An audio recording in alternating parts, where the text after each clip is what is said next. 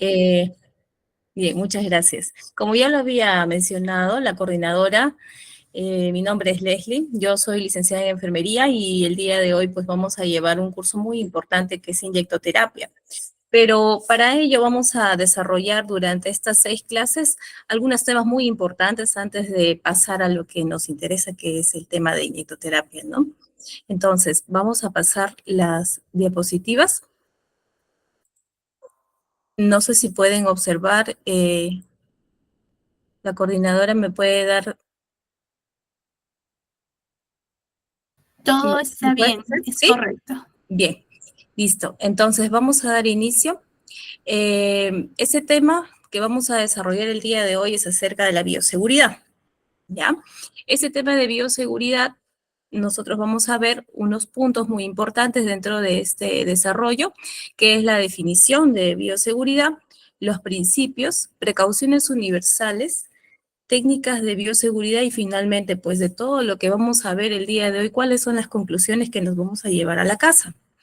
Bien, entonces, antes de pasar a la definición, por favor, veamos esta imagen. Ya, esta es una imagen que de repente ha sido muy común verla durante un promedio entre 2, 3 años.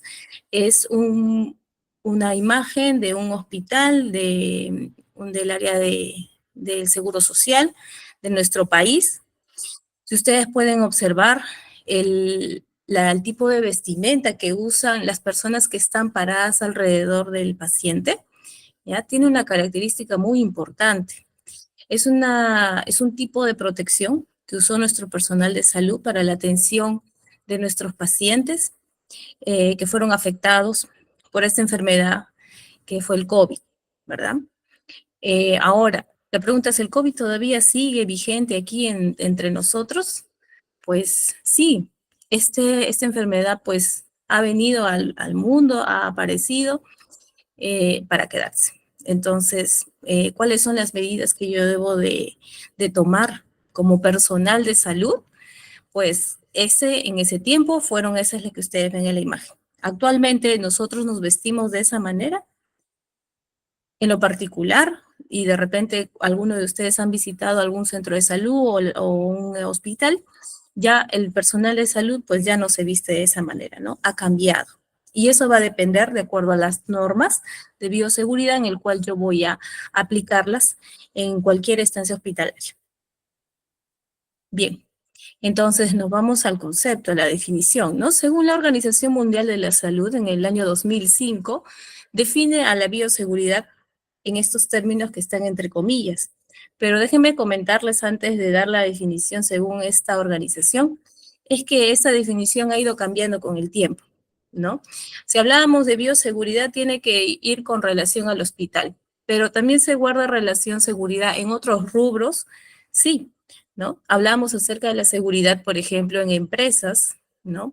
Hablamos seguridad no solamente en empresas, sino también en restaurantes, que le pertenece a lo que son alimentos. Pero en caso de nosotros, que somos personal de salud, futuros personales de salud, nosotros vemos más esto asociado a nosotros. ¿Y cuál era la definición antigua de este término?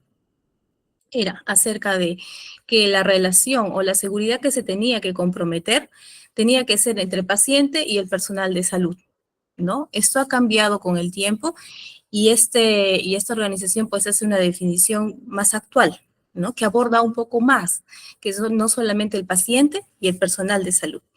Entonces, vamos a mencionarlo. Me refiere que es un conjunto de normas y medidas para proteger la salud del personal frente a riesgos biológicos, químicos, físicos, a los que está expuesto en el desempeño de sus funciones. Ahora, esto también refiere, ¿no? Que va a afectar a los pacientes y al medio ambiente, ¿no? Antes hablaba solamente paciente y personal, pero esta vez no. Esta vez aborda no solamente al paciente, sino también a su conjunto, porque ese paciente, ¿dónde vive? Este paciente vive en una comunidad, ¿no? En un lugar donde va a convivir con otras personas.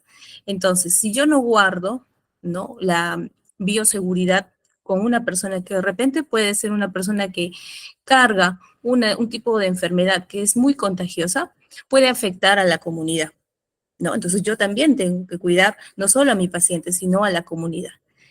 ¿Y ustedes creen quién hace esa ardua tarea de proteger a nuestra comunidad?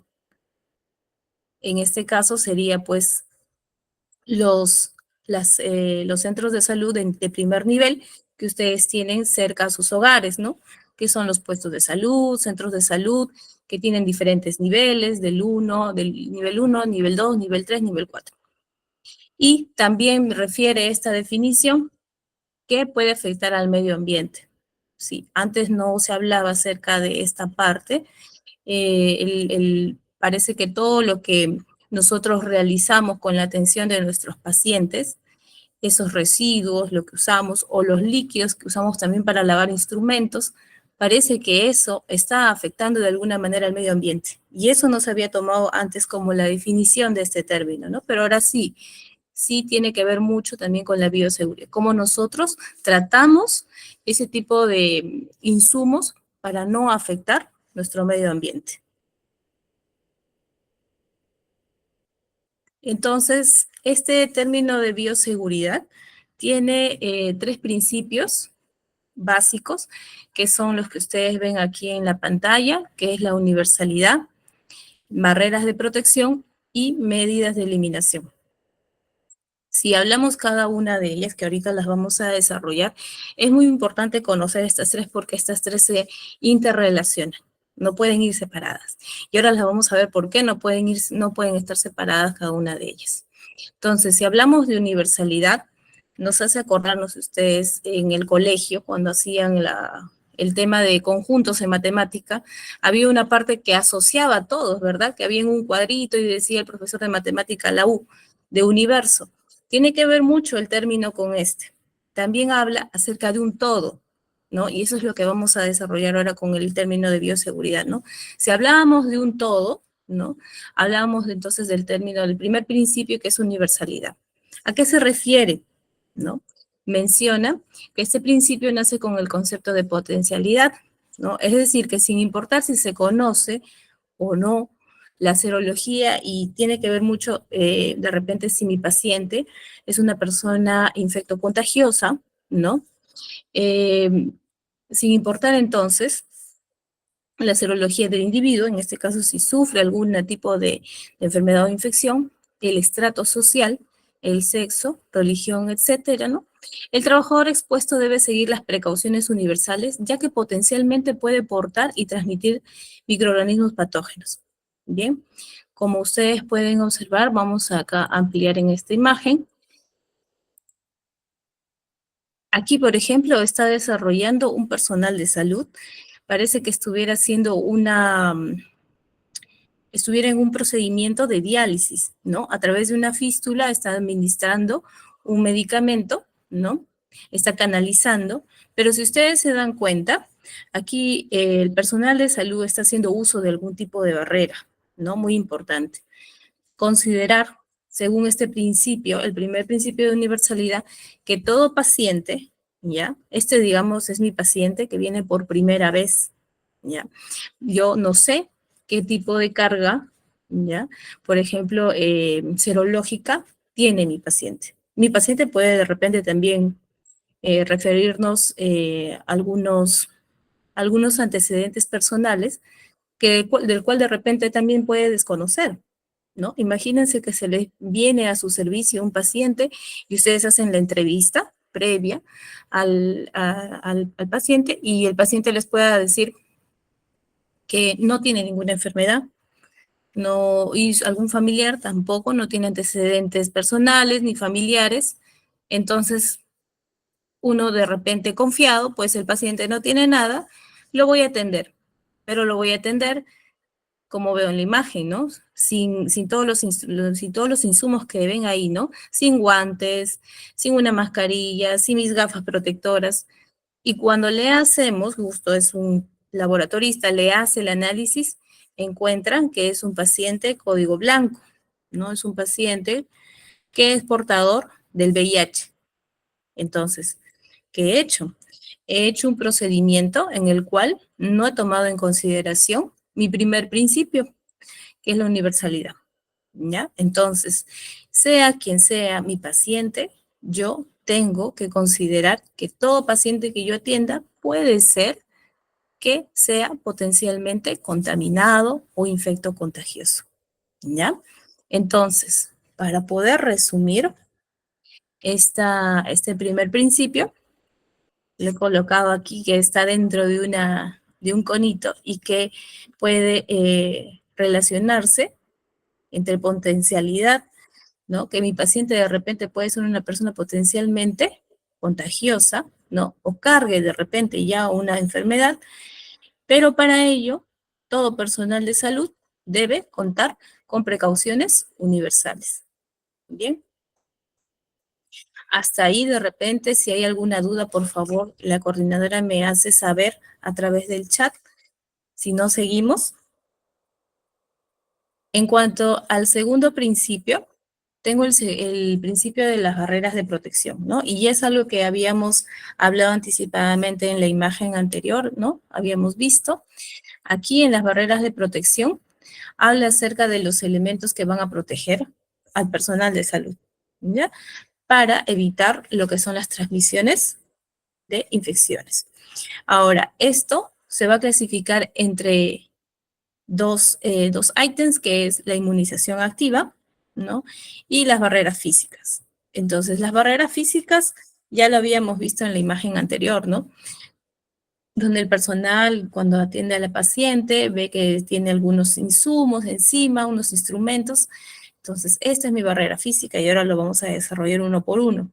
Pero en cuanto a la inmunización activa, no sé si ustedes recuerdan y todos habíamos sido inmunizados, ¿no? Acerca contra el COVID. Esa es una de las inmunizaciones que nosotros hemos tenido que colocarnos en su tiempo, de acuerdo a las dosis indicadas por el Ministerio de Salud. Pero el personal de salud debe también contar con esta barrera de protección, ¿ya? Al momento de atender al paciente. Ahora, profesora, ¿solamente ha sido obligatorio la inmunización del COVID, ¿no? O contra el COVID? No. Hay otro tipo de vacunación que nosotros debemos de cumplir como personal de salud de manera obligatoria. Ahora, va a depender del lugar donde ustedes trabajen, ¿ya? O futuramente trabajen. Las instituciones tienen unas normas que obligan al personal de salud, no solamente personal de salud, sino también estudiantes de salud. El alumno que empieza ya a hacer sus prácticas clínicas en la parte hospitalaria o en la comunidad está obligado a estar protegido, ¿no? A tener esta barrera de inmunización activa. Entonces, entre las inmunizaciones más comunes, que no va a variar mucho en algunos otros hospitales, es la vacuna contra la difteria y el tétanos, que esa también tiene una dosis correspondiente. Y no se preocupen, ¿y ahora cuántas dosis me voy a colocar? Descuiden, cuando ustedes vayan a un centro de salud cercano a sus hogares, el personal de enfermería les va a decir cuántas dosis tienen que cumplir, ¿ya? Dosis y refuerzos, porque a veces también algunas vacunas tienen refuerzos. ¿Cuáles son otras vacunas obligatorias para la atención de pacientes? Aparte de la difteria y tétanos, tenemos la vacuna contra la hepatitis B. La vacuna contra la hepatitis B también es una de las vacunas obligatorias para que nosotros podamos ser capaces de atender, de protegernos como personal de salud frente a la atención de los pacientes, ¿ya? ¿Qué otra vacuna? Es la vacuna de la influenza. Y la vacuna de la influenza, pues esa se va a colocar, de repente ya algunos lo conocen y ya se han colocado, me imagino. Se pone en época más o menos de otoño, se pone una vez al año y todos los años nos tenemos que colocar, sí. ¿Por qué? Porque esta vacuna va a tener siempre un cambio. Siempre las cepas van a ser diferentes. Entonces va a variar, va a variar. Y todos los años vamos a tener que colocarnos de manera obligatoria para protegernos, ¿ya? Y estas son las vacunas, digamos, más comunes o frecuentes que van a obligar al personal y alumnos de salud a colocarse para poder iniciar la atención con el paciente. Y vamos a ver ahora entonces lo que son las barreras físicas dentro de mi segundo principio, ¿ya? Dentro de este segundo principio, habíamos hablado que nosotros vamos a contar con unas barreras de protección. Y vamos a iniciar pues con el más común. ¿Quién en la época COVID no ha usado guantes? Tanta información hemos recibido en esa época que decían, mejor usemos, en vez de que te laves las manos, mejor usa guantes, ¿no? Y había un montón de personas andando por las calles, aparte de las mascarillas, andaban con los guantes. Ahora, ¿qué tan recomendable es que una persona use guantes, ¿no? Era adecuado que la persona común y corriente usara guantes para andar por las calles, hacer sus compras, salir. ¿Era necesario? No. Ya con el tiempo hemos visto que no era necesario en caso de personas comunes, lo que se usa de manera social. No, no era necesario. Era lo más importante el lavado de manos. Eso era lo más importante en ese momento. Pero en caso de nosotros, el uso de los guantes es muy necesario. ¿Solamente en época COVID? No. Estos guantes se deben utilizar siempre y cuando se realicen procedimientos.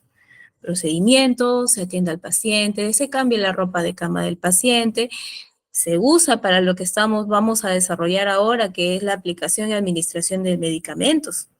¿Ya? Entonces sí es necesario, pero sí van a haber una gama, ¿no? Y tipos de guantes. Ustedes ven ahí en la imagen, son unos guantes azules bien bonitos, ¿no? Estos guantes azules, en lo particular, es un guante de material de nitrilo, ¿ya? Estos guantes de material de nitrilo son para atención de pacientes, también lo puedo hacer, pero también me puede servir, dependiendo su peso y su gramaje, para lo que es desinfección de instrumentos. Lo que podemos usar en central de esterilización, en centro quirúrgico, en centro endoscópico. Estos guantes son muy importantes de repente para ese tipo de áreas. Si nosotros vamos a administrar un medicamento, estos guantes de nitrilo no sería necesario. ¿Por qué? Porque también es por el costo. Ese tipo de guantes son muy caros. Entonces, para el tipo de procedimiento que es administración de medicamentos, no es necesario este tipo de guante. Para ello, puedo usar una manopla o los guantes de látex, ¿no? Aquí, por ejemplo, les estoy colocando en la diapositiva que obviamente los guantes van a ser para proteger las manos, ¿no? De la persona que va a realizar algún procedimiento, en caso de nosotros los profesionales o alumnos de salud. Las indicaciones para este tipo de material van a ser para todo proceso de manipulación de sangre o fluidos corporales o para también la atención que habíamos mencionado, ¿no? Porque también hay afecciones de pacientes que pueden ser la transmisión también piel a piel. Entonces nosotros tenemos que de todas maneras protegernos. El modo de uso, bueno, los guantes deben ser, como ya lo habíamos mencionado, pueden ser de muchos tipos.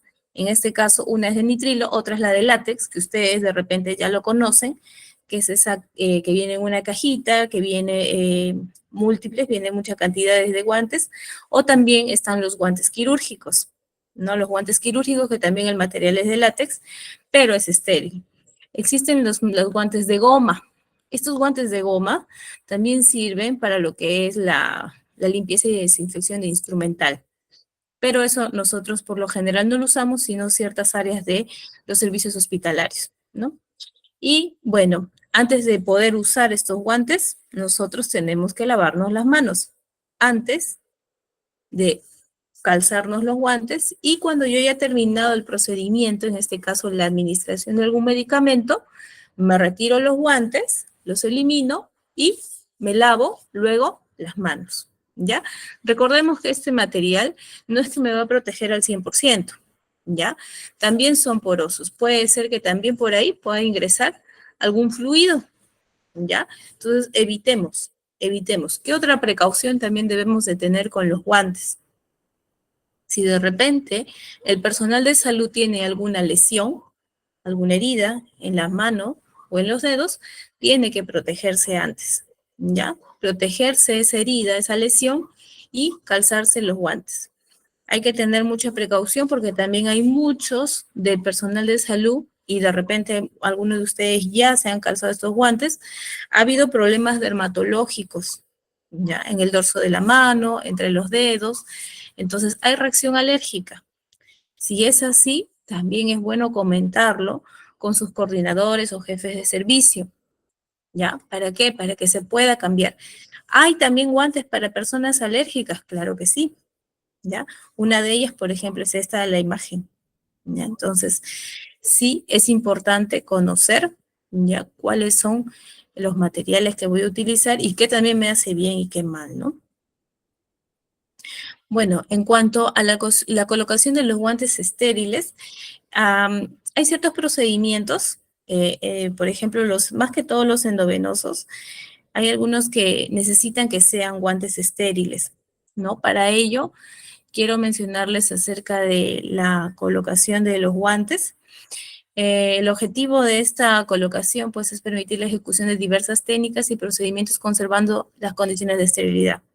Estos guantes, por lo general, usamos en los servicios de centro quirúrgico. En el área donde yo trabajo, también nosotros utilizamos ese tipo de instrumental para poder hacer, por ejemplo, procedimientos de emergencia. Usamos instrumentales estériles, usamos clipaje, inyectamos dentro del estómago, entonces son instrumentos estériles que lamentablemente no puedo usar, como lo había mencionado, estos guantes de nitrilo o los guantes de lácteos simples, tendría que hacer uso de este tipo de guantes, ¿no?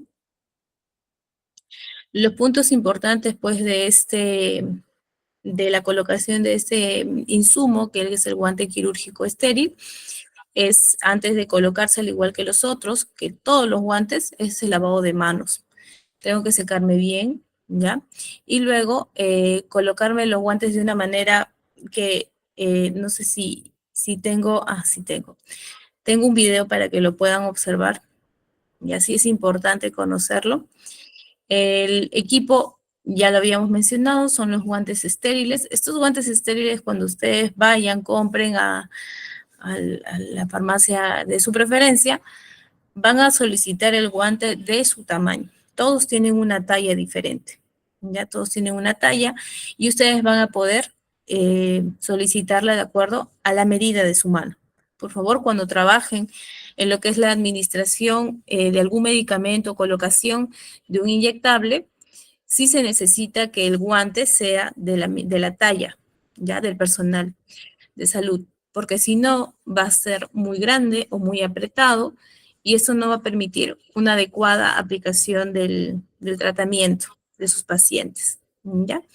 Entonces, para poder conocer más acerca de lo que es el calzado de guantes, permítanme mostrarles este video acerca de la colocación. Bien, entonces aquí ya está presentando, si ustedes pueden observar aquí en el video, este es un guante estéril, viene en un paquete, ya cerrado, sellado, y para eso también, déjenme mencionarles todos los insumos que nosotros vamos a manejar, si son estériles, como estos guantes quirúrgicos, como los empaques de las jeringas, empaques de las agujas que ustedes van a administrar a su paciente, tienen que ustedes verificar primero que esté bien sellado, ¿ya? Sellado, que no tenga alguna hendidura o no tenga algún agujero, porque si es así, nosotros no podemos colocar el medicamento. ¿Ya? Entonces aquí, por ejemplo, este personal de salud lo que está haciendo es verificar el empaque. Está bien, está cerrado, sellado, no hay ninguna hendidura, entonces nosotros podemos proceder a la colocación de los guantes. Entonces vamos a retroceder un poco. Aquí, por ejemplo, todo empaque quirúrgico, todo empaque estéril, siempre va a estar sellado y va a tener unas indicaciones para que ustedes puedan abrir fácilmente su insumo, ¿ya? Aquí en la parte superior del empaque tiene aquí una especie de hojitas, de orejitas que pueden facilitar la apertura del material. Entonces aquí, este personal de salud está haciendo la apertura en la parte superior del empaque. Y si ustedes notan, ya adentro está nuestro guante, ¿no? Nuestro guante quirúrgico. Nótense ustedes aquí que dice un número 7, ¿no? ¿Y qué significa ese número? Significa la talla del guante. En este caso, por ejemplo, el licenciado que está realizando el calzado de los guantes, su talla de mano es 7. Entonces, profesor, ¿y yo cómo voy a saber cuál es mi talla? ¿Ya? Sí es bueno conocer cuál es la talla para que a futuro no haya algún inconveniente con el calzado y al momento de realizar el procedimiento que está indicado. ¿Ya? Entonces, aquí, por ejemplo, el licenciado ya conoce su talla, él ha solicitado el número 7 y ahora va a empezar a colocarse los guantes. Siempre el lugar donde yo me coloque los guantes debe ser un lugar lineal, recto, limpio, ya limpio. No es necesario, profesor, tiene que estar estéril el ambiente, va a depender. Ahí sí les doy esa observación. En este caso, como ustedes pueden ver en el video, está haciendo la colocación de los guantes en un coche de curación, ¿no? Este coche de curación está limpio, simplemente está limpio, nada más, ¿ya? Les menciono por qué, porque en centro quirúrgico ahí todo es estéril, ¿ya? Entonces, hay calzado de guantes abierto y hay calzado de guantes cerrado. Lo que nosotros estamos viendo ahora es un calzado de guantes quirúrgicos o estériles abierto. Si es cerrado, ya por lo general siempre se lleva de una manera muy cuidadosa para que se guarde la esterilidad, ¿ya? Entonces ahorita estamos colocando nuestro paquete de guantes en un ambiente limpio, ¿ya? Pero noten, siguiendo aquí el video, está haciendo ya la apertura, ¿ya? De nuestros guantes. Y si ven, está siempre cuidando que esta parte de aquí, ¿no? Puede ser todavía manipulado con las manos limpias, ¿ya? Puede ser manipulado con las manos limpias, ¿ya? Ahí muestra qué parte puede él todavía seguir manipulando con la mano limpia. Y si ven, aquí el licenciado ya está aperturando el paquete, pero solo tocando la punta, ¿ya? La punta de la hojita, ¿ya? Del guante. ¿Por qué? Tengo que guardar, ¿qué cosa? Estos par de guantes están estériles. Entonces, lo que está haciendo, está aperturando este paquete de guantes lo más lejos posible. ¿Para qué? Para guardar la esterilidad, ¿ya? La esterilidad de estos guantes. Seguimos entonces. Aquí, por ejemplo, él está aperturando. Si ven, solo lo hace con las puntas nada más. Empieza a aperturar y dejar. Ahí, por ejemplo, él está dando un tip. ¿Qué pasa? Miren, se han dado cuenta que la hoja tiende a regresar porque está bien doblado, entonces va a regresar siempre a su estado original. Y él como un tip ha hecho un doblez en las puntas, en ambas puntas, arriba y abajo, para que no retorne, ¿no? Esa hojita del guante al centro. Entonces puede ser más fácil el calzado de guantes. ¿Qué otra cosa más tiene de particular estos guantes? Que en la parte del lado derecho, ¿ya? Está la medida del guante, que es número 7, pero a la vez también indica que le pertenece ese guante al lado derecho, ¿ya? Y el otro al lado izquierdo. Y noten ahí que dice 7D y 7I, ¿no? Que pertenece la talla 7 de la mano derecha y el otro guante que es la talla 7 de la mano izquierda, ¿ya? Entonces ahora, aquí ha habido un stand-by del video, ya, no hay problema, no hay problema, podemos seguir. Entonces, aquí, bien, entonces, ustedes van a tener de repente la oportunidad de ver la I y la D, pero hay otros guantes que vienen en inglés. Entonces, en vez de decir la letra D, dice la R, y vez de la I viene la L, ¿no? Está en inglés. Entonces, es cuestión nada más de conocer a qué se refiere. Por lo general, los guantes, aquí en el Perú, nos viene mitad, mitad, ¿ya? Mitad en español y mitad en inglés. Así que nos vamos a ir adaptando poco a poco. Ya saben que la derecha en inglés es right y la izquierda es left, ¿no? Entonces yo voy a tomar de referencia esos términos en inglés para poder colocarme los guantes. ¿Qué es lo que va a hacer nuestro licenciado para colocarse? Con la mano, ya voy a iniciar colocándome el guante de la mano que yo domino. Si, por ejemplo, yo soy diestra, profesora, yo escribo con la mano derecha, voy a colocarme primero entonces el guante de la mano derecha. Profesora, yo soy zurda, entonces yo me coloco primero la mano que yo domino, que es la mano izquierda. Entonces, ¿qué voy a hacer? Si yo, por ejemplo, fuera zurda, me voy a colocar el guante izquierdo primero. ¿Qué hago? Con la mano que yo no domino, voy a agarrar esta parte de aquí. Esta parte de aquí del guante es la zona limpia. ¿Por qué lo menciono como zona limpia? Porque ella va a ser la que es la parte interna del guante y es la que va a estar en contacto con el paciente, perdón, con la persona, con el personal de salud, con la mano. Entonces, lo que yo voy a hacer es agarrar con la mano que yo no domino y agarrar solamente la parte de acá arriba del guante, ¿ya? Como peñiscando solamente la parte de arriba del guante. Y voy a introducir, ¿ya? A la otra mano, que es la que yo domino. Entonces, esta mano que yo no domino, voy a agarrar ese guante y voy a empezar a calzarlo. Introduzco los dedos, los cuatro dedos primero y luego acomodo el dedo pulgar. Hasta ahí, nada más lo dejo. Profesora, pero ha quedado medio doblado, no está bien acomodado. Eso no importa. Lo importante es que hayamos calzado, ¿ya? Toda la mano. De repente luego puedo acomodar lo que es el puñito, pero eso lo dejo ahí todavía, ¿ya? Entonces, luego que me he calzado lo que es la mano izquierda, en este caso, que una es zurda, voy a empezar a colocarme los guantes de la mano derecha. Entonces, lo que yo voy a hacer con esta mano que ya está calzada, voy a introducir, ¿ya?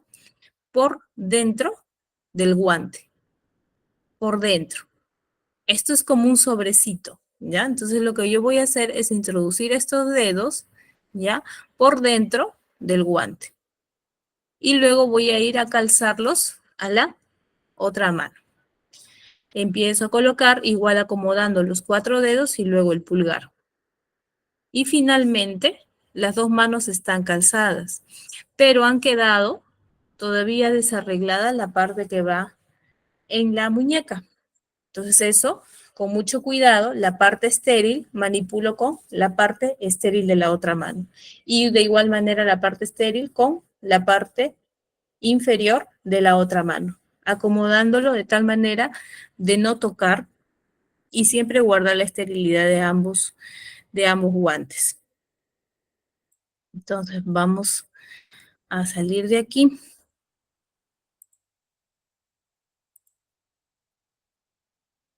Nuevamente nos vamos aquí. Regresamos aquí. Bien. Entonces, esto en cuanto a lo que es calzado de guantes estériles, estos guantes estériles son un poco tedioso para poder colocar de repente, pero con el tiempo que ustedes ya van utilizando este material, les va a ser muy fácil, ¿ya? El segundo insumo que nosotros utilizamos para protegernos como personal de salud y como lo hemos hecho durante este tiempo, han sido las mascarillas, ¿no? Y entre las mascarillas que nosotros hemos visto en esta época, pues ha sido las mascarillas simples, que son las que nosotros las que tenemos en este lado de aquí, llamadas también mascarillas quirúrgicas.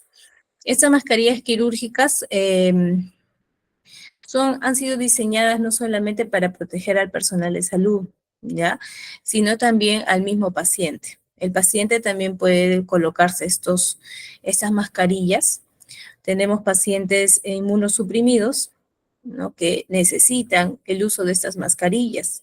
Imagínense, son personas que de repente sus defensas están bajas, pacientes que necesitan administración de biológicos, ¿no? Hablando ya de nuestro tema de inyectoterapia. Imagínense que les viene un paciente para la administración de un biológico, por ejemplo, el más común es el adalimumab. Ese biológico son administrados a pacientes inmunosuprimidos, pacientes que tienen algún problema reumatológico, entonces, pacientes que tienen bajas defensas. Estos pacientes vienen con estas mascarillas. Entonces, ¿solamente el personal de salud debe protegerse? No. Nosotros también debemos de cuidar a nuestros pacientes. ¿Por qué? Porque yo de repente como personal de salud vine con una gripe. No sé qué tipo de gripe tendré. Puedo tener una influenza de tipo B, una influenza H1N1, no lo sé. Y si viene tu paciente sin mascarilla, ¿qué va a pasar con este paciente inmunosuprimido? Y ha venido para que tú le coloques este inyectable, ¿no? Entonces, no solamente va a servir pues para proteger a nosotros, que somos personal de salud, sino también a nuestro paciente. Lo bueno de esto que es bien cómodo, no molesta, no ha generado muchos problemas dermatológicos, porque con la pandemia se evidenció muchos problemas de la piel por uso de mascarillas, pero no de este tipo, sino las que vamos a ver ahora, ¿ya? Entonces, una mascarilla simple también le llaman, es muy fácil que se adecue al rostro del paciente, ¿ya? Y ¿cuál de repente puede ser la desventaja de esta mascarilla?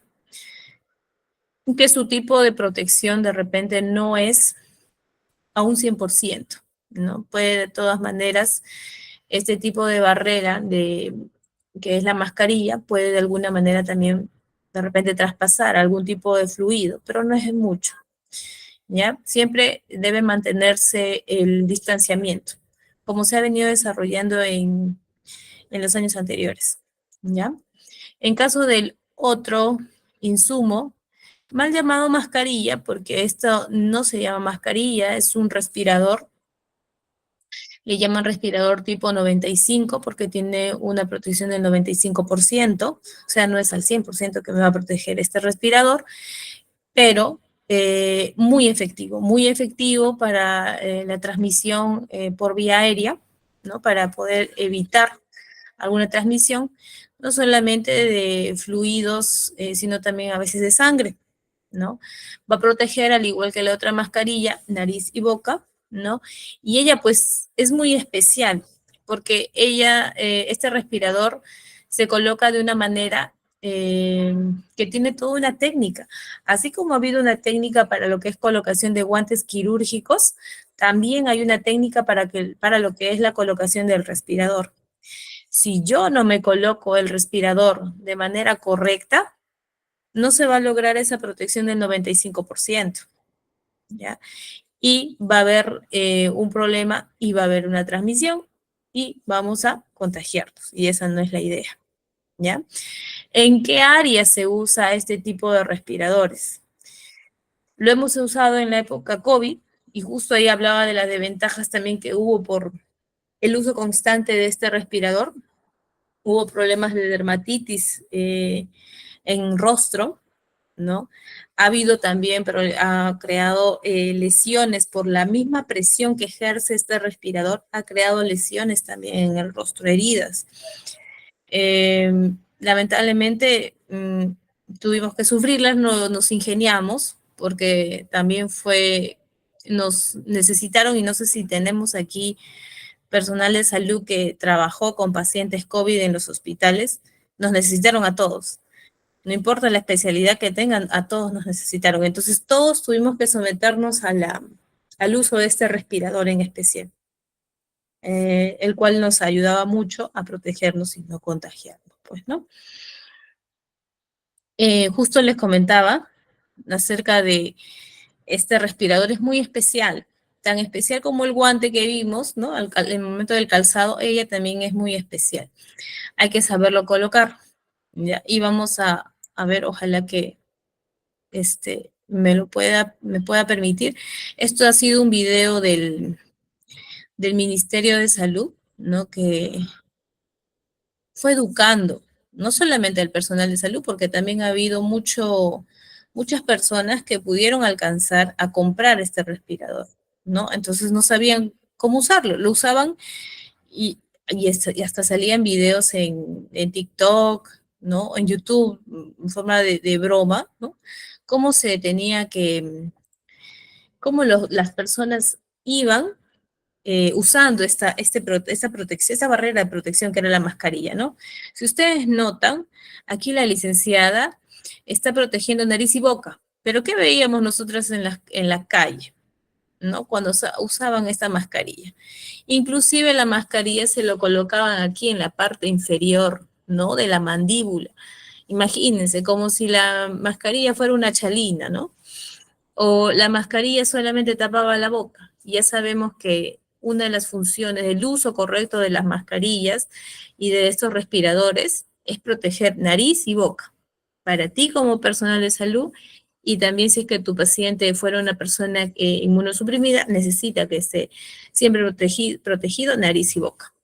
Entonces, retrocedemos un poco, ya sabemos que para poder usar este tipo de barrera de protección, antes también me tengo que lavar las manos. O sea, antes de ponerme los guantes, lavado de manos, ¿ya?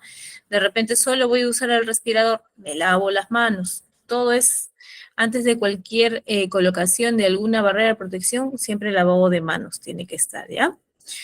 Entonces, si ustedes notan aquí en el video, la licenciada está agarrando la parte externa del respirador, ¿ya? Solo externa.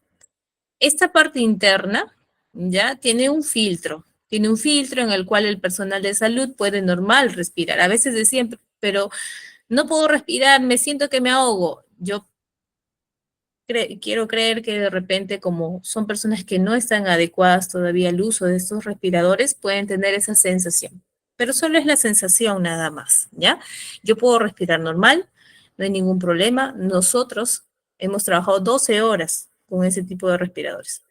Pero también va a depender mucho ya de las indicaciones. Ese tipo de respiradores en especial, que son la N95, según el inserto ya de la empresa que elabora estos respiradores, tienen solamente un tiempo de vida de 8 horas, por ejemplo. Ha habido mucha controversia en cuanto a este respirador aquí en el Perú. ¿Por qué? Porque llega al Perú este respirador y todos se morían de miedo. Lo que hacían en vez de comprarse las mascarillas simples, se compraban estos respiradores. Desabastecieron al personal de salud, ¿no? La sociedad desabasteció a los médicos, a las enfermeras para la atención de los pacientes. Entonces, nosotros como personal de salud nos vimos obligadas a guardar esos respiradores hasta por 2 días. Imagínense, yo tenía que guardar mi respirador por 2 días.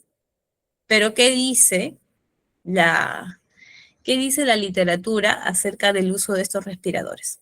Que solo debe usarse 8 horas nada más. ¿Por qué? Porque luego puede y va a perder la efectividad de protección. La va a perder. ¿Ya? Entonces, aquí, por ejemplo, ya la licenciada está preparándose. Vean ustedes que ella está agarrando la parte externa del respirador y las ligas, ¿no? Están colgando. Va a proceder ella a colocarse. Vean ustedes que ella en todo momento está sellando el respirador en la cara, ¿ya? Y tapando nariz y boca, y ha colocado la primera liga, que es la parte superior, por detrás de la cabeza. Y la segunda liga lo que está haciendo es cruzar la primera liga, ¿ya? Entonces, lo que ella está tratando de hacer es ahorita verificar que esté bien sellada ese respirador, ¿ya? En la cara del personal de salud.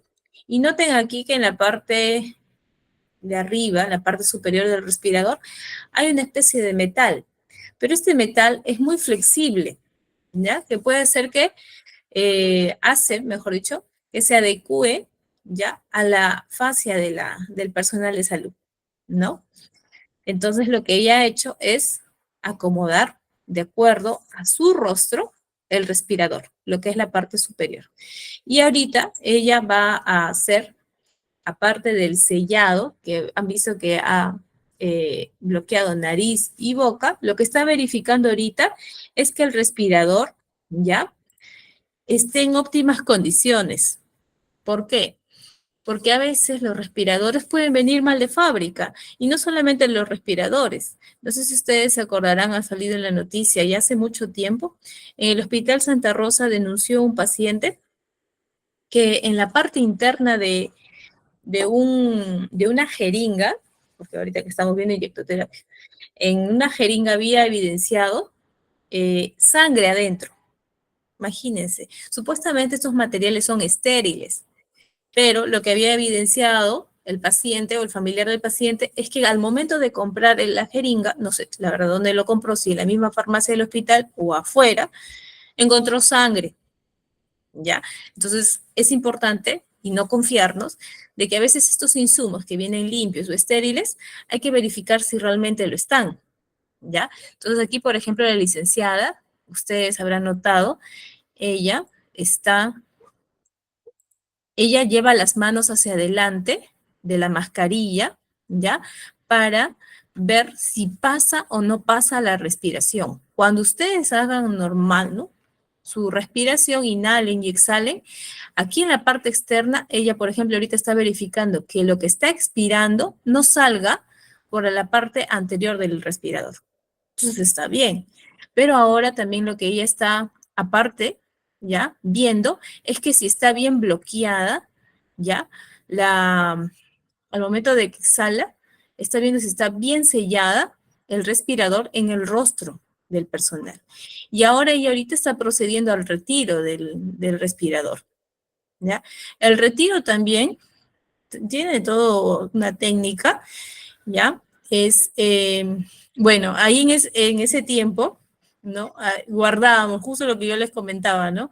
Acá la licenciada termina de colocarse los guantes, perdón, termina de retirarse los guantes y lo que hace es guardarlo, ¿no?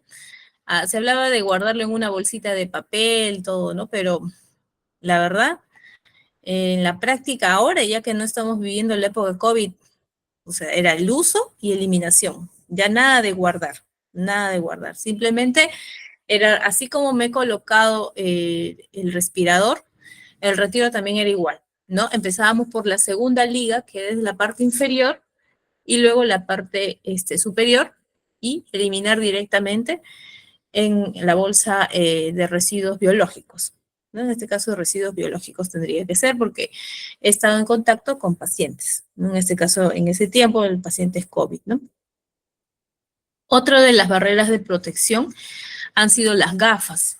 Estas gafas van a también, hemos usado en esta época que pasó, las gafas, y las gafas tenemos también, igual que los guantes, una variedad. Dependiendo lo que nosotros estemos realizando, vamos a hacer el pedido de estas gafas. Esta gafa en particular que ustedes ven aquí en la imagen, la hemos utilizado para la atención de los pacientes COVID.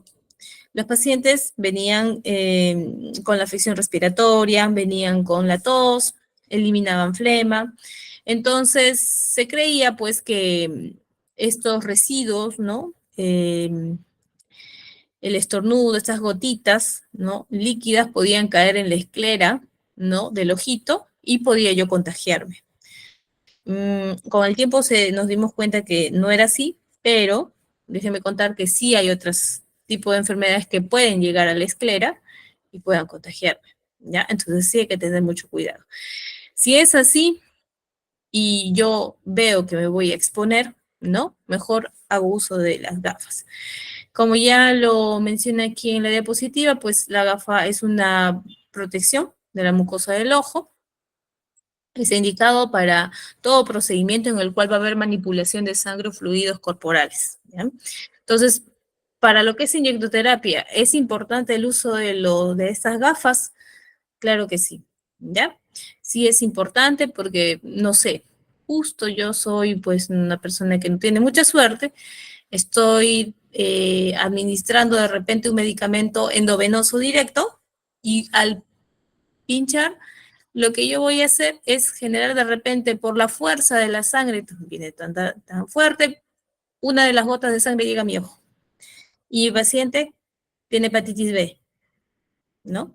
Entonces, tengo que protegerlo, sobre todo con las vías endovenosas, ¿no?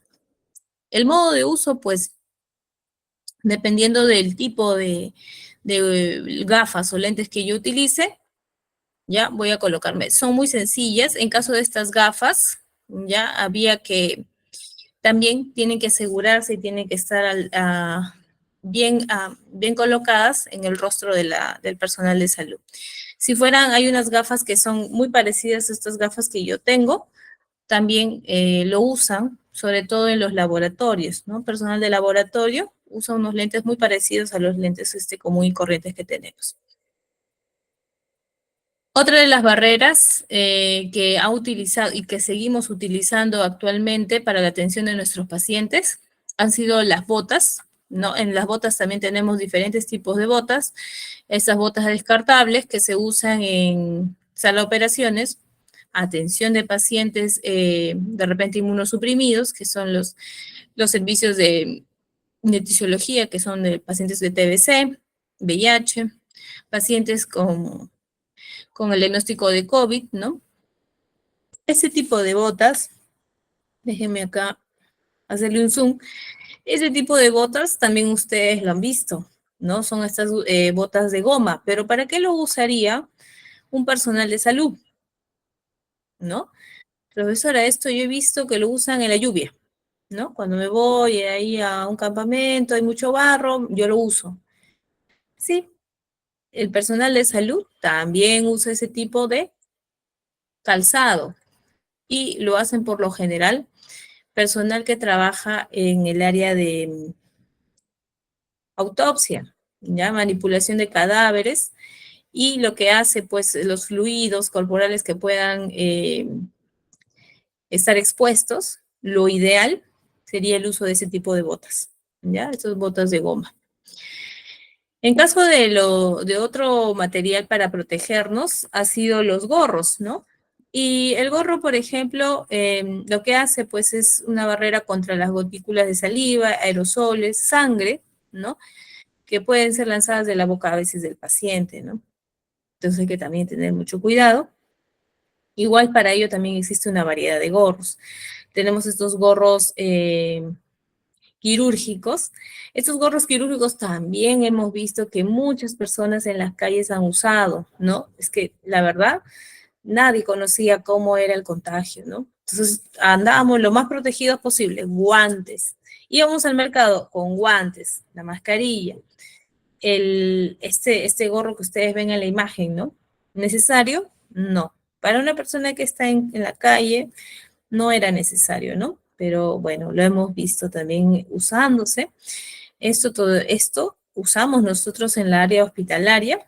Hay otros gorros, sí, hay otros gorros que son de plástico también, ¿no? Hay algunos que lo usan para lo que es lavado de instrumental. Y los gorros, pues, que han estado de moda, han visto, gorros de todo diseño, que son unos de tela, ¿no? Que también puede ayudarme a proteger. Y esta última barrera de protección que ha sido nuestro delantal o mandil. Este delantal o mandil también ha servido mucho, ¿no? Y en caso, por ejemplo, que ustedes vayan a ser capaces de extraer sangre, ¿no? Es importante también el uso de ese tipo de barrera que es el mandilón, ¿no? Va a evitar lo que es que caigan a tu ropa de trabajo, salpicadura de secreción, ¿no? Sangre, ¿no? O excreciones infecciosas. Aquí también les he traído un video para que sea un poco más dinámico. y ahí se entienda qué es lo que estamos nosotros viendo en cuanto a lo que es barreras de protección. Eh, Muchos de los hospitales, no solamente aquí en el Perú, sino también de manera internacional, empezaron a colgar videos cómo uno debe hacer uso del equipo de protección personal, ¿no? Entre ellos está pues los guantes, la mascarilla, el gorro, las botas, el mandilón que ahora hemos terminado de mencionar. Entonces, para poder colocarse, era todo un, era todo un proceso muy largo. Inclusive, ustedes pueden observar aquí ya se está colocando su equipo de protección personal para atender a su paciente. No lo podíamos hacer solas, teníamos que ser supervisadas. Por ejemplo, ahorita este personal de salud está siendo supervisada por otra persona que está delante de ella y viendo que lo está haciendo bien, ¿ya? Esto en especial ya ha sido un video realizado para la época COVID, ¿ya? Para ese tipo de enfermedad.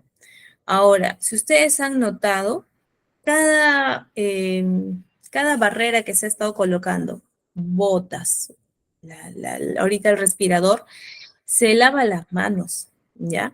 Siempre que ha hecho uso, ¿ya? Y de colocarse cada uno de estos insumos, se ha estado lavando las manos. Pero también tengo la oportunidad, aparte de lavarme las manos, hacer la higiene de mis manos con alcohol gel, que lo han visto en el video aquí con el personal de salud, ¿no? Con la licenciada ahora que se está colocando toda su barrera de protección, ¿no? Se ha colocado primero las botas, ¿ya? Se lavó previamente las manos, nuevamente se lavó las manos con el alcohol gel, ¿no? Higienizó las manos con alcohol gel para colocarse el respirador, luego las gafas, eh, luego el gorro quirúrgico, y lo que está haciendo ahora ella es colocarse unos guantes simples por si acaso, ¿ya? No son los guantes que vimos en el video anterior, que han sido los guantes quirúrgicos. Estos son simples. Entonces, si son simples, son limpios. Así que no hay problema. Vieron que se lo puso de manera muy, muy rápida y sencilla. No hubo tanto proceso, ¿ya? Son guantes limpios o también llamados manoplas. Y finalmente lo que está haciendo ahora es colocarse el mandil. Este es un mandil también limpio, ya limpio, no es necesario guardar esterilidad, por eso que ven que ella está amarrándose sola este mandil. De repente va a haber preguntas, pero profesor, ¿en sala de operaciones está prohibido? Sí, en sala de operaciones debe haber siempre una enfermera circulante para el amarrado del mandil, ¿no? Pero en este caso ella lo hace sola porque todo este instrumental que ella está usando es limpio, así que no hay ningún problema, ¿ya? Puede manipularlo ella. Ahora, en este último, bueno, habíamos dicho pues que es época COVID, ¿no? Entonces lo que tratábamos de evitar era de que ingresara cualquier tipo de secreción o gotitas, ¿no? Al momento que el paciente tosía, tratábamos de evitar que entre lo mínimo a nuestro cuerpo, ¿no? Entonces, aquí pueden ver que la persona que está observando que se esté colocando correctamente su equipo de protección personal, ha sellado, ¿no? Con esparadrapo. Muchos métodos hemos tenido para poder sellar, pero era tan importante, o el uso de todo este equipo de protección personal era adecuado para la atención de los pacientes con la enfermedad del COVID, ya se vio que no, ¿ya? A no ser que esté atendiendo un paciente, pues, que pueda contagiarme piel a piel, ¿no? Pero en caso del COVID, no. Ya en caso del COVID era mucho lo que es el cuidado más que todo por vía aérea, nada más. Entonces, bueno, aquí ya en caso de nosotros, pues para la atención de nuestros pacientes nos obligaban a usar dos guantes. Había instituciones, trabajé por ejemplo en el de salud y ahí nos obligaban tres guantes, ¿no? Entonces, dependía de tu institución, ¿no? Cuántos guantes necesitarías de repente para poder atender a tu paciente. Pero era muy especial en esa época, así que no, la verdad es que no conocíamos cómo teníamos que protegernos, pero lo hacíamos lo hacíamos como si fuera muy, muy contagioso. Y sí lo era, pero no por, no por piel a piel, sino por, ¿no? Por vía aérea. Entonces había que proteger solamente la parte superior. Bien, y finalmente, como último principio de bioseguridad, pues tenemos nuestras medidas de eliminación. Para las medidas de eliminación, tenemos el material rígido y las bolsas biológicas. Vean ustedes aquí, vamos a agrandar esto para que se pueda observar. Este recipiente que ven aquí es muy particular. Es un recipiente de color rojo, ya tiene que ser de color rojo, y si ustedes ven aquí, lo voy a aumentar más, en la parte anterior del recipiente van a ver un símbolo muy especial, ¿no? Que habla acerca de que, ¿no? Acerca de que los insumos eliminados en este recipiente son biocontaminados, ¿ya? Biocontaminados. Entonces, ¿qué tiene este recipiente? Este recipiente es un recipiente rígido, o sea, es duro, ¿ya? En la parte superior tiene un espacio para poder eliminar, ¿ya? Los objetos punzocortantes. ¿Aquí qué voy a eliminar entonces? Si hablamos de punzocortantes y ya nos metemos más a nuestro tema que es inyectoterapia. Aquí lo que voy a eliminar son las agujas, ¿ya? Las ampollas rotas, ¿no? Voy a eliminar viales, frascos, que puede ser que pueda producir al personal de salud algún corte o punzada. Entonces, aquí voy a eliminar eso. Pero vayamos pues a nuestra realidad. ¿Todos los centros de salud, hospitales cuentan con estos recipientes? Debería ser, sí debería, ¿ya? Pero a veces en algunos puestos de salud muy alejados de nuestra capital, no contamos a veces con estos recipientes. ¿Y ahora qué hago, profesora? Yo soy un profesional que voy a ir a la frontera entre Perú y Brasil a hacer mi serums, el famoso serums. Y no cuento pues con este recipiente rígido. Y yo tengo que vacunar a mis niños, vacunar a mi población adulta, ¿no? Tengo que poner alguna medicación en caso de una emergencia. ¿Qué hago si yo no tengo este recipiente rígido? Me las ingenio. ¿Cómo me las ingenio ahora? Podemos utilizar, ya hay algunos todavía puestos de salud que utilizan estos recipientes rígidos de un material que no es plástico. Este es plástico, ¿ya? Pero hay algunos recipientes rígidos que son de un cartón. Podemos seguir usándolo. O, y en todo caso, no tengo ninguno de los dos, profesora, ¿qué hago? Necesito eliminar, porque este es mi tercer principio, tengo que cumplir con todo. Eh, no es recomendable, pero estando en esta situación, ¿no? Podemos usar una botella, ¿no? Las botellas de plásticas, ¿no? Y eliminar dentro de estas botellas, botellas de vidrio, botellas de plástico, lo que yo tenga, ¿no? En el lugar donde trabaje, eliminar ahí, ¿no? Todo lo que son insumos punzocortantes, ¿no? Objetos punzocortantes, agujas, ampollas rotas, ¿ya? Y luego ya el área de la dirección de salud a la cual tú perteneces se va a encargar de la eliminación ya correcta de esos objetos punzocortantes, ¿ya? En caso de los objetos no punzocortantes que voy a eliminar, como por ejemplo, ¿no? El respirador, los guantes que has usado para colocar la inyección a tu paciente, ¿no? Todo lo que ha habido exposición con fluidos corporales, ¿no? Deben ser eliminados en una bolsa muy especial. Y yo tengo aquí, por ejemplo, en la imagen, tres bolsas diferentes, ¿no? Unos colores particulares. Y aquí les he puesto para que sea más fácil, ¿ya?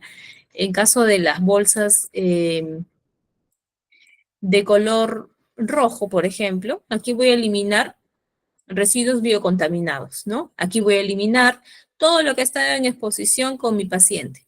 mis guantes, de repente al poner la vía endovenosa me saltó una gota de sangre, ¿no? O mi paciente estaba sudando mucho, porque crean que cuando ustedes ponen un inyectable, a nadie nos gusta que nos ponga algún medicamento por vía endovenosa, intramuscular o subcutánea. Entonces el paciente está tenso, se pone nervioso, entonces está sudando, ¿no? Entonces, sudoración, sangre, algún fluido de mi paciente, ya todo lo que haya sido expuesto al paciente, hay que eliminar en esta bolsa roja. Si es, por ejemplo, ¿no? Yo aperturé, ¿no? El empaque de los guantes quirúrgicos, por ejemplo, ese papel, ¿no? ¿Dónde lo eliminaría? ¿Ha estado en contacto con el paciente ese empaque? No. El empaque de la bolsita de la jeringa, ¿ha estado en contacto con mi paciente? No. Si es así, papeles, residuos, esto va en la bolsa negra, ¿ya? Aquí van los residuos comunes. Y finalmente en esta bolsa amarilla, pues van a ir los residuos especiales. Aquí, ¿qué cosa podría eliminar? ¿Ya? Podría eliminar de repente materiales químicos, ¿no? Por ejemplo, insumos que se usan en las áreas de quimioterapia, oncología, ¿ya? Estos los elimino aquí. O de repente yo pertenezco pues al área de cardiología, ¿ya? Donde se usan mucho los holters, ¿no? Y esas pilas que se usan para esas maquinitas, ¿ya? También son, son muy importantes de eliminarlos en un lugar adecuado, y en este caso también podrían colocarse aquí, en estas bolsas amarillas, para que se puedan eliminar. Existe, ¿no? Actualmente el Ministerio de Salud ha creado una norma técnica para lo que es la eliminación de residuos, ¿no? En el año 2018 se creó la última norma para poder gestionar lo que es la eliminación de los residuos. Todo esto que ustedes ven en su centro de salud, hospitales, llegan a un lugar muy especial, ¿ya? Para que se puedan eliminar. Hay ciertos insumos que se tienen que incinerar, por ejemplo, los que se guardan aquí en recipientes rígidos se incineran, pero yo tengo que hacer también la correcta eliminación. Aquí yo no puedo colocar una bolita de algodón, ¿no? Entonces tengo que saber qué objeto esté en contacto con mi paciente voy a eliminar, ¿no? Tengo que tener cuidado. Imagínense que yo por el descuido y porque tengo tanta demanda de pacientes, la aguja lo elimine en una bolsa, ¿no? En vez de usar mi recipiente rígido, lo elimino en una bolsa. No, a mí me dijo la profesora rojo. Uy, ¿cuál rojo? ¿Rojo este de arriba o rojo el de abajo? Y la aguja lo boté en una bolsa, imagínense. ¿Qué pasa? Mi personal de limpieza, de mantenimiento, recoge con los guantes. Ellos, por ejemplo, usan guantes de goma, el personal de limpieza. Ellos usan su propio equipo de protección personal, pero ustedes botaron la aguja y mi personal de limpieza, obviamente el guante no es de hierro, ¿ya? La aguja puede traspasar la bolsa y puede traspasar el guante de goma. Y justo era una aguja, ¿ya? De un paciente infecto contagioso. Imagínense qué hemos hecho, ¿ya? Entonces sí es importante saber qué objetos yo voy a eliminar, en qué recipiente o bolsa, en este caso, ¿no? Voy a eliminar. Mucho cuidado. Cuidémonos nosotros, y habíamos dicho el primer principio, ¿ya? Tenemos que cuidar a la persona, a la comunidad, a nuestro medio ambiente, ¿ya? Cuidémonos todos. Eh, bueno, en caso de los residuos, este video tenía una...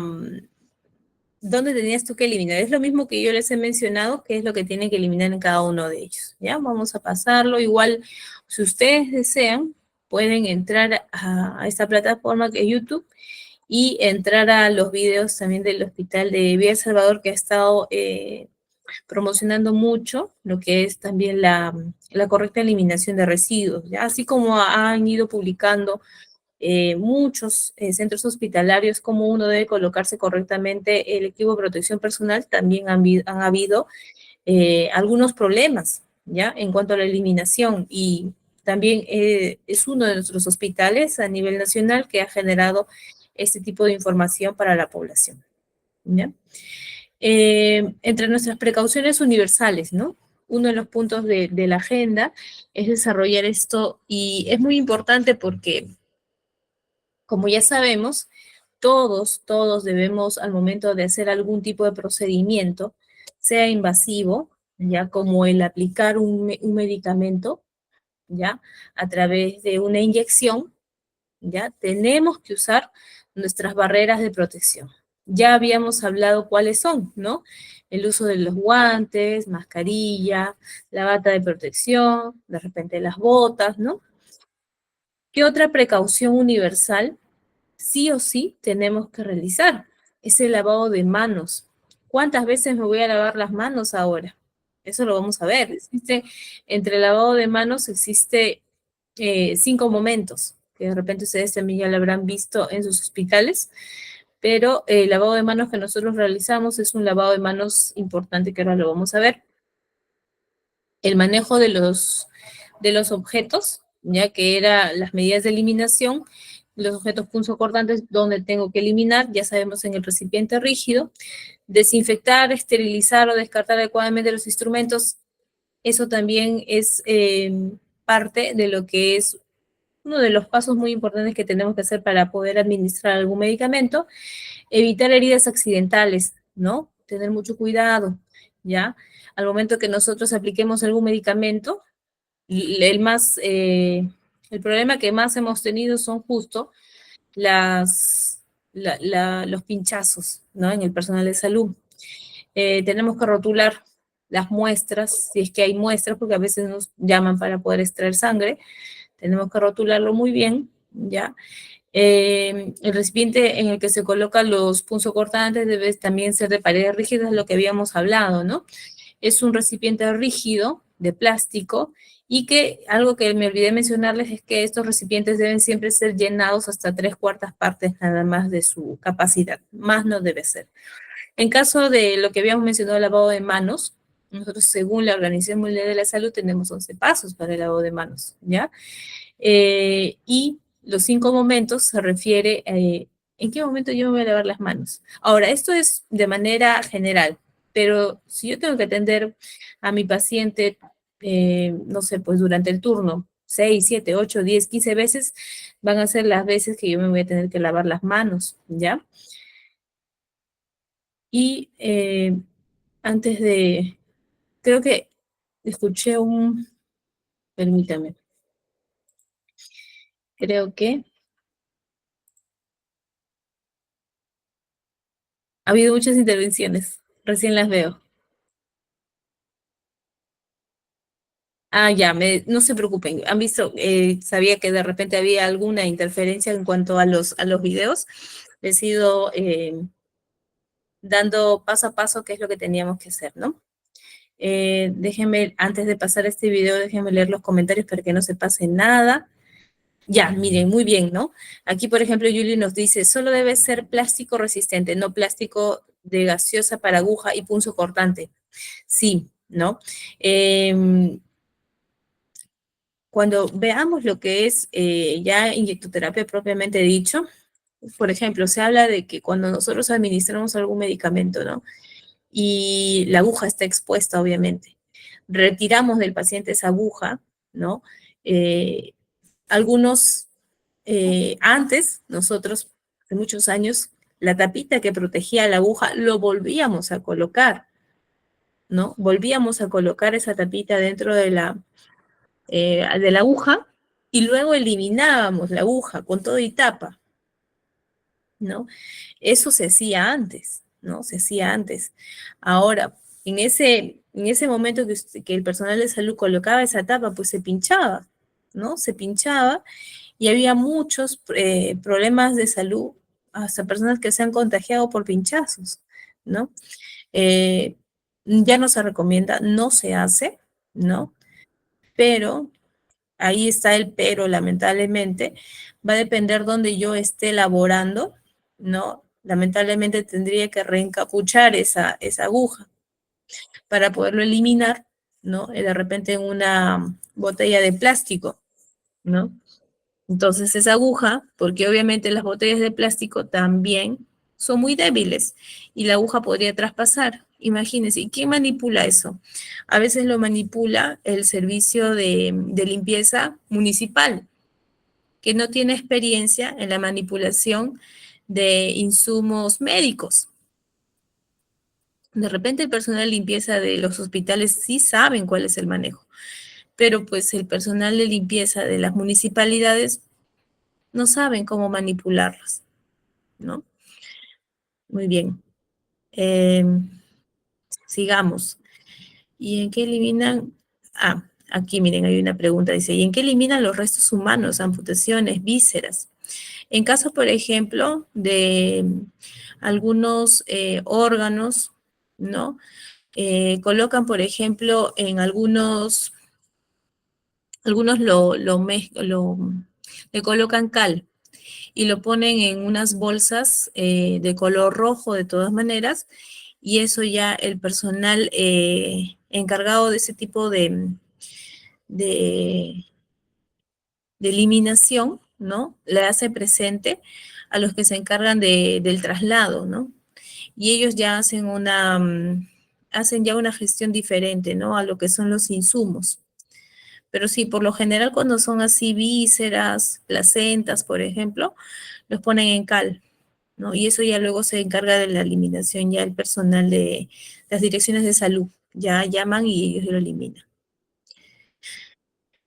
Vamos a seguir viendo antes de pasar a nuestro video. Es lamentable, los que hacen la limpieza son los principales que tienen accidentes en hospitales. Sí, ahí justo lo que les mencionaba, ¿no? Cuidemos, por favor, a nuestro personal. El personal de limpieza también es parte del equipo, ¿no? De nuestro centro hospitalario. Entonces, cuidémonos todos. Los 5 momentos, ¿no? Los 5 momentos es, según la Organización Mundial de la Salud y la Organización Panamericana de la Salud había mencionado acerca de los 5 momentos, ¿no? Que uno debe realizar antes de algún procedimiento, antes de ingresar a la sala donde está mi paciente, antes de hacer, de tocar al paciente. O sea, hay esos momentos de manera universal, pero las veces que yo tenga que lavarme las manos serán todas las veces que yo voy a atender a mi paciente, ¿ya? Pero de manera universal están mis 5 momentos, ¿no? Ah, aquí Fanny nos dice, ah, ya entendí por qué se descarta la aguja sin la capucha. Sí, pues. Lamentablemente ha habido muchos casos de muchos de nuestros compañeros profesionales de salud que se han pinchado, y ahora ustedes preguntarán, ya profesora, ya se pinchó, ¿y ahora qué procede? ¿No?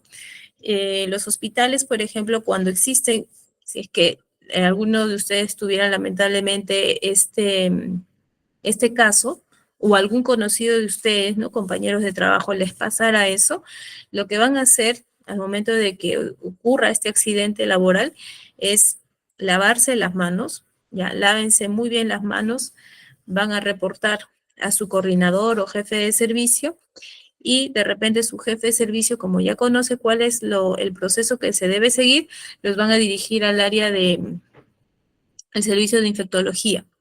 En el servicio de infectología ya les van a realizar un profilaxis, ¿ya? Van a tomar de repente algunos retrovirales para poder disminuir la carga de la infección supuestamente, ya que puede tener el paciente, porque recordemos que el paciente es un paciente potencialmente infectocontagioso, entonces yo no sé qué carga mi paciente en ese momento. Entonces, por precaución, ese servicio lo que hace es darle un profiláctico al personal de salud, ¿no? Inicia, obviamente va a haber una entrevista, ¿no?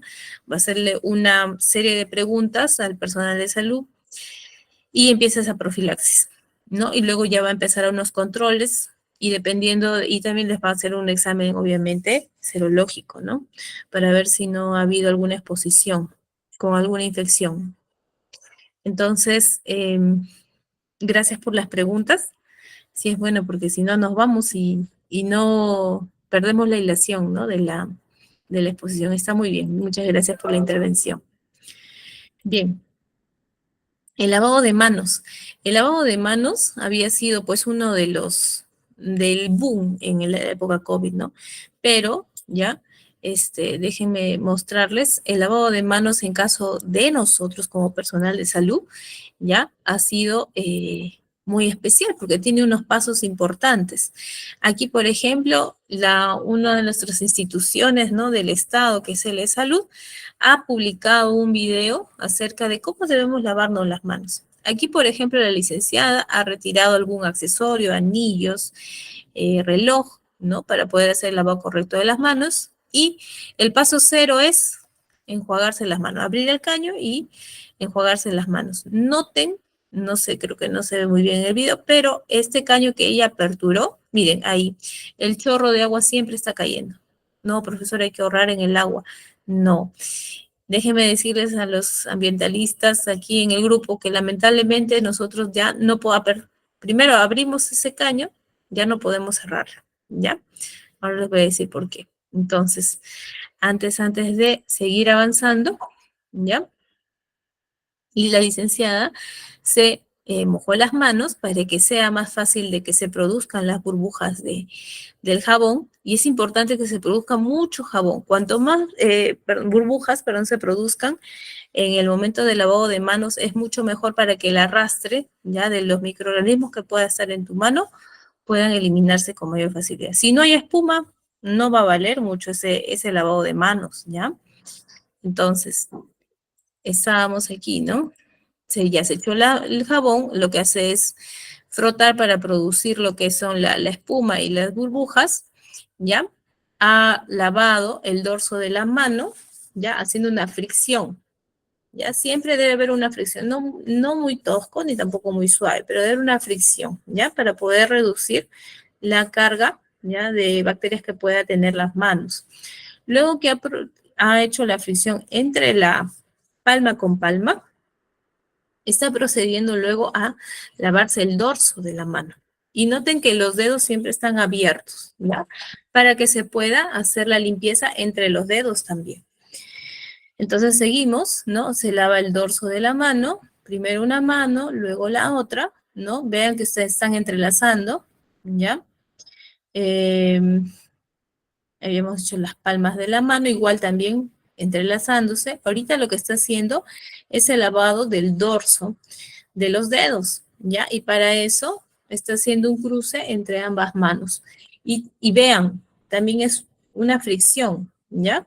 Que hay entre la mano, el dorso de los dedos con la otra mano, miren, ambas manos. Está lavando el dorso de los dedos y ahí solo lavaban los cuatro, ¿no? Ahora tenemos que lavar el pulgar solito. Igual, miren, es de manera circular, haciendo una fricción. Y finalmente está lavando la punta o los pulpejos de los dedos, ¿ya? En la palma de la mano, y hago uso de la otra palma de la mano para lavar los pulpejos de la otra manito. Y me enjuago. Hace más de 10 años se lavaba las manos hasta la muñeca, ¿ya? Pero ahora ya no. Solamente concluye los pasos hasta la punta de los dedos o los pulpejos de los dedos, nada más, ¿ya? Ahorita lo que está haciendo la licenciada es agarrar un paño, ¿ya? Un papel toalla, y secarse las manos. Y con ese mismo papel que ella se secó, vieron que ha cerrado, ¿no? El caño. Ya esa mano limpia no ha hecho contacto con el caño porque el caño está sucio, ¿ya? Por más que la señora de limpieza haya limpiado bonito ese lavadero, ¿ya?